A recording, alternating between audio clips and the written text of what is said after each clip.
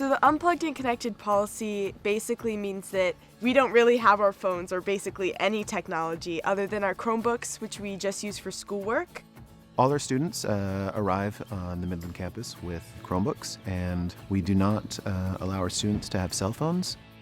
When I first got my phone taken away when coming to Midland, it was a bit stressful for me, but I think that with not having my phone, I grew new connections with the people I was in my class with, and then I made new friends, and it was a lot easier for me to transition because I had that ability to connect with them so deeply. After a week or so, I forgot that I had ever had it pretty much, and I just became accustomed to not using it, and it was really nice. We're not all on our phones texting each other on the weekends. We're out having a picnic, going on a hike, playing volleyball in pole barn, having fun adventures. We get bored a lot faster, but boredom is good. Because then it makes us do things that we wouldn't do otherwise. It's just a healthier, more natural way to live life. And then it drives us to do things that we wouldn't ever think of doing unless we were bored without our phones.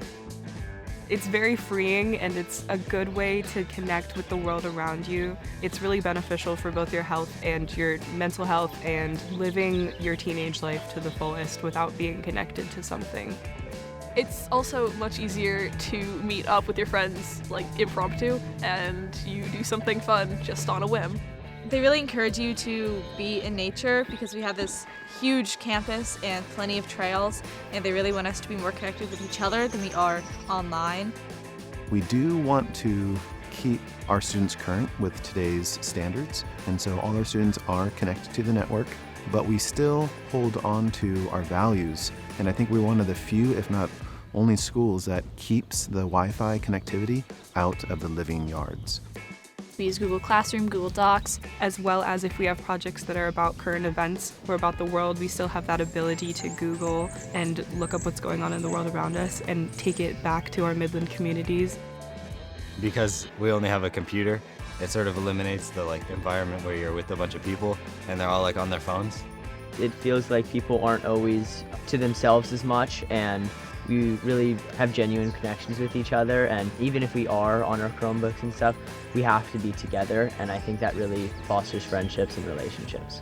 Thinking back to middle school, there were a lot of moments where we'd just be on our phones sitting at lunch or whatnot, whereas we have none of that at Midland. We're always talking, we're always interacting with each other, we're always talking about things to do and coming up with ideas.